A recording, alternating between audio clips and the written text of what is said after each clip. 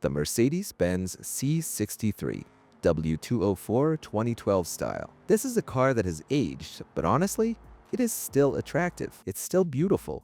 It's still agile, and it's a sports car that any young person could have a blast with. Today, I'm going to review the C63 version, which is way more powerful than the C200. First, we head straight to the crash tests, starting with the side impact. As you can see, the car showed a very good performance. Since the real-life version of this car is equipped with side airbags, we can confidently say it protects its passengers well. There's no need for concern here. I have high expectations for this car's safety. Now for the rear-end crash test. We're going to hit our C63 at 55 km per hour with our dedicated crash test cart. As you can see, the car performed magnificently. It's actually overpowering the crash cart and pushing it backward.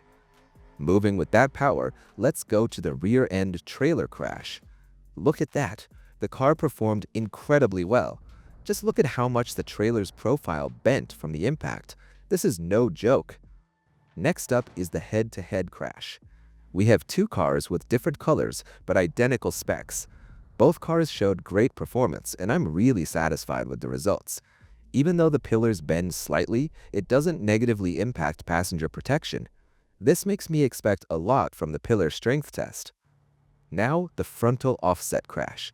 I couldn't apply a perfect 50% offset here, but this specific test actually applies much higher pressure than a standard 50% test. So, imagine that in a real 50% test, the performance would be even better than what you see now. On to the 100% full frontal test. As expected, it shows an extraordinary performance. I can easily give this car a 5-star safety rating. That is, if you guys trust my judgment on this. After passing the crash tests so well, we move to the pillar resistance and rollover tests. This is where things get serious. We place the car in the rig for the pillar strength test and bring the crusher down. Let's see the resistance.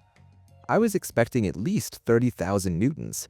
And yes, it stood up to 33,600 newtons, about 3.3 tons. Honestly, I think this car could even have reached 40,000.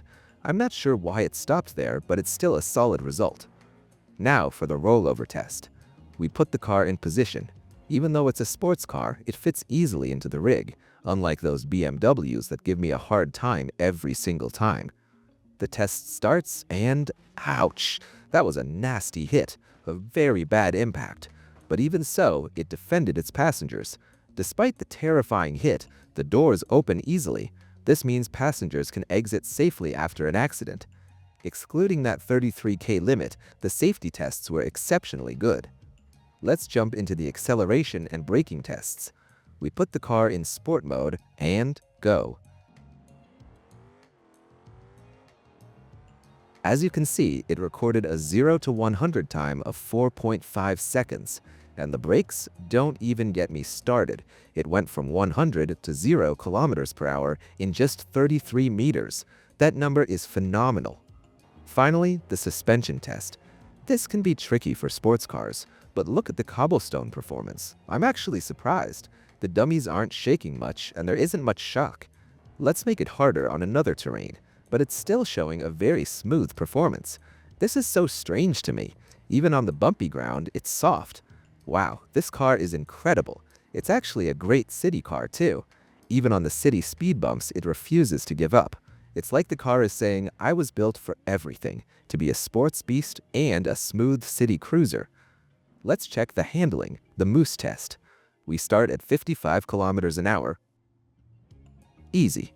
We bump it up to 60 km per hour, and it still shows great performance. Now 65 km. It's getting a bit tougher, but it still passes through the track smoothly. However, at 70 km, it gets difficult, and unfortunately, it can't pass the moose test at that speed.